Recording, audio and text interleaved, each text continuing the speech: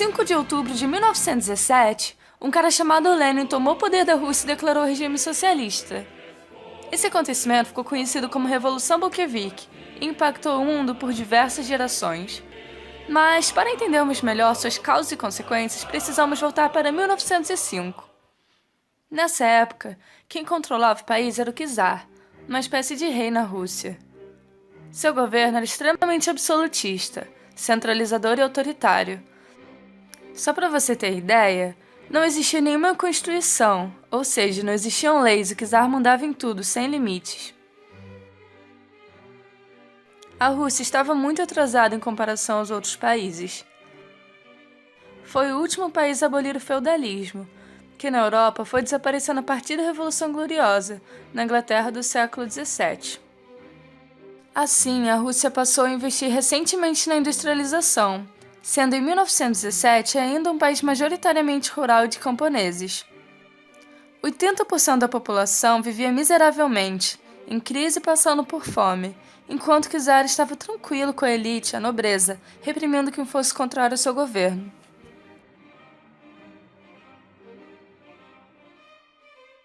Nessa época, a Rússia estava em caos. Além de ser atrasada em todos os sentidos e em plena crise, ela foi derrotada desastrosamente na guerra contra o Japão, assim perdendo muito dinheiro, territórios e milhares de soldados. Por essa série de motivos, o povo decidiu fazer uma passeata pacífica na frente do Palácio de Inverno, em São Petersburgo. Manifestavam de boa por paz, alimentos e melhora na condição de vida. Como resposta, o czar ordenou o massacre de todos os manifestantes, o que levou esse acontecimento a ficar conhecido como Domingo Sangrento. O massacre só aumentou a revolta no povo. Eles estavam sendo muito influenciados por novas ideologias inovadoras que estavam surgindo na época, principalmente o socialismo. Idealizado por Karl Marx e Engels, esse é um sistema econômico que prega o fim da propriedade privada. Ou seja, sua casa não é sua, é do Estado, assim como os meios de produção. Essa ideia utópica tem como objetivo acabar com a desigualdade social, dando fim à luta de classes, mas eu explico isso um pouco melhor em outro vídeo. Tentando amenizar a situação, o czar convocou a Duma, uma assembleia russa para finalmente criar uma constituição, mas logo a dissolveu. Os russos viram no socialismo uma forma de levantar o país das cinzas. Porém, eles se dividiam em dois. Os mencheviques, que em russo significa minoria, eram os que defendiam que primeiro deviam alcançar a democracia para depois chegar ao socialismo. E os bolcheviques, que significa maioria em russo. Eles eram liderados por Vladimir Lenin e acreditavam que devia ocorrer uma mudança radical, se necessária, armada e violenta. Até que em 1914, a Rússia entrou na Primeira Guerra Mundial, por ordem do czar Nicolau II. A população era contra, porque estavam completamente despreparados, faltando recursos, mantimentos e em grande crise econômica, mas mesmo assim, o czar foi teimoso, ele insistiu, o que apenas agravou a crise e o número de mortos na guerra. Em 1917, com o aumento das críticas, o czar abdicou, foi morto, o que deu início ao governo provisório, mas esse ainda não atendeu à principal reivindicação popular, que era a retirada da Rússia da guerra. Pouco tempo depois, Lenin, líder dos bolcheviques, que antes estava exilado, iniciou uma enorme campanha com os lemas Paz, Pão e Terra e todo o poder aos sovietes. Com paz, ele dizia a retirada da Rússia da guerra. Com pão, ele dizia alimentar a população. E terra, a distribuição das terras aos agricultores, ou seja, uma reforma agrária. Já na outra frase, os sovietes eram organizações clandestinas de trabalhadores espalhados por todo o país, que pediam por melhorias e reformas. Tinham conquistado muito poder, o que os tornava muito importantes. Assim, em 1917, Lenin, com o apoio dos operários, camponeses e soldados, invadiu o palácio e declarou governo bolchevique, implantando de vez o socialismo. Teve pontos negativos, era totalmente autoritário, declarando que o Partido Comunista era o único permitido. Porém, também teve seus pontos positivos. Deu terras para quem não tinha, ajudou a alimentar a população e, o mais importante, finalmente tirou a Rússia da guerra e confiscou bens da elite russa.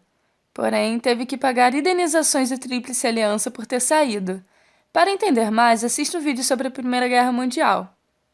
Enfim, o fato dele ter confiscado os bens da elite provocou uma guerra civil muito violenta que só afundou a situação do país, entre o Exército Branco, composto pela antiga aristocracia russa, contra o Exército Vermelho, formado pelos bolcheviques. Para vencer, Lenin decretou uma série de medidas chamadas de comunismo de guerra.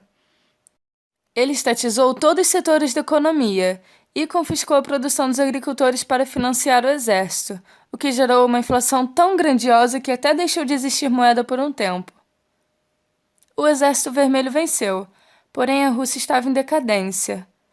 Para resgatá-la, ele implantou a NEP, a nova política econômica. Com isso, ele deu algumas liberdades econômicas para estruturar o país e depois implantar o real socialismo. Essas medidas foram a volta do comércio do dinheiro, sim, eles pararam de tomar a produção dos pequenos agricultores, e a permissão de pequenas propriedades privadas. Também houve a criação oficial da União das Repúblicas Socialistas Soviéticas, a famosa URSS.